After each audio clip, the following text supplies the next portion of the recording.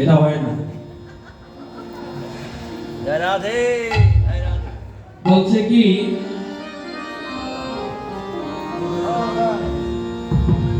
আর যে নদিয়ার নাগরি বলছে আমি শুনো নদী গঙ্গার ঘাটে গিয়েছিলাম।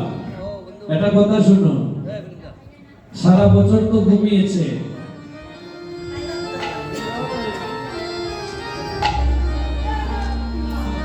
রাধে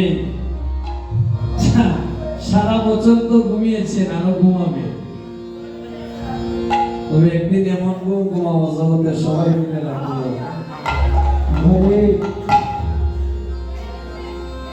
এই জগতে দেখবেন বাড়ি গাড়ি স্ত্রী পুত্র বিষয় সম্পত্তি সবকিছু আমরা সময় মতো করি না।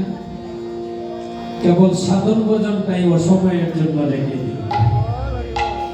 ভোজনের কথা যদি আসে বলি না না এখনো সময় হয়নি, সময় হলে বলি না। কখন করব? যখন আমার বয়স হবে। শাস্ত্রে বলে সাধন ভোজন করতে হলে সময় থাকতে করতে হয়, সময় গেলে সাধন হয় না। এই যে বেলি অবসান, এটা কিন্তু দিনের বেলা নয়, এটা আমাদের জীবনের বেলা।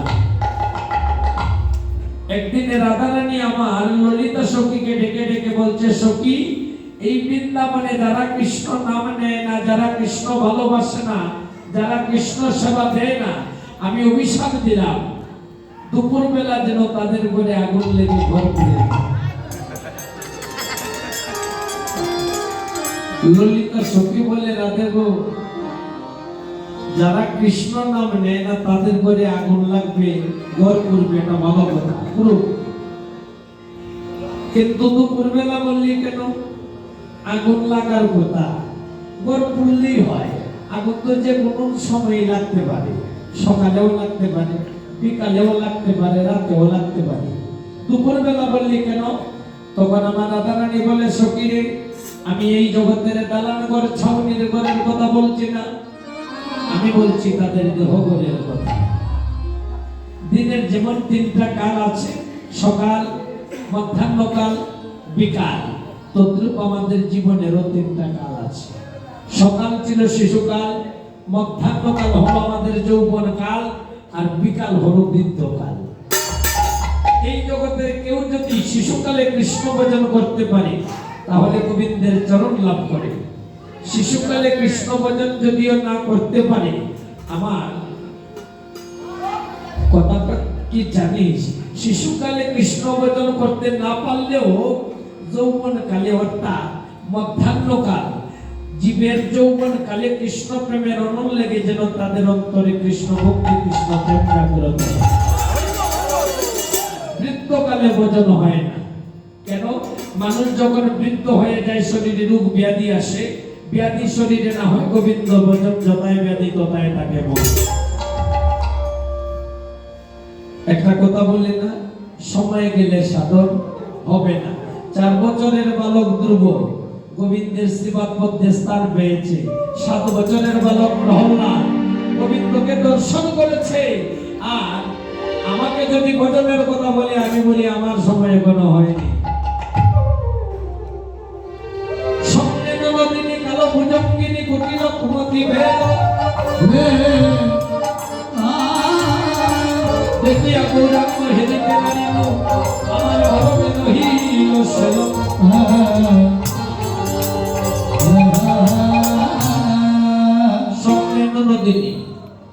ননদিনী আপনাদের ঘরের ননদিনী নয়, এই ননদিনী আমাদের প্রত্যেকের দেহ করে আছে। কীর্তনে বসে আছেন না, এই ননদিনীকে কাম ক্রোধ লোভ মদ মোহ মাৎসর্য, এই যে ষড়রিপু, এই ষড়রিপু হলো আমাদের ননদিনী। ভজন পথে বাধা ওই ষড়রিপুই আপনাকে দেবে। কীর্তনে এসেছেন, আপনার ইন্দ্রিয়ই আপনাকে কীর্তন শ্রবণ করতে বাধা সৃষ্টি করবে। সেই বাধা অতিক্রম করে যারা গোবিন্দের চরণে মন রাখতে পেরেছে তারাই কৃষ্ণ ভক্তি লাভ করেছে। আর যারা ইন্দ্রিয়ের কারণায় প্রভাবিত হয়েছে তাদের শুধু আসা যাওয়া হয়েছে, কোনো লাভ হয়নি। ভক্তগণ দেহ থাকতে সকল হরে কৃষ্ণ বলব শৈলে নামা নিতে পারবে না। এখানে আমার মায়েরা আছে, অনেকে এইভাবে চাইছে, মনে ঘুম চলে আসছে, এত কীর্তন করিব সময় মিলে গান গায়ে। এটা কিন্তু আমি একা করবো না, আপনার ইচ্ছা করলে দাঁড়িয়ে এখানে দিতে পারেন।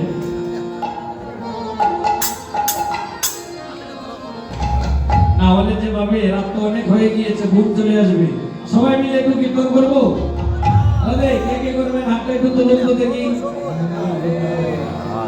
আমার একজন ভক্ত দাদা আমাকে 500 টাকা পুরস্কার দিয়েছেন। আমি জগন্নাথ দেবের কাছে প্রার্থনা জানাই দাদার মনের বাসনা যেন পূরণ হয়, কৃষ্ণ ভক্তি কৃষ্ণ প্রেম যেন উজ্জ্বল হয়।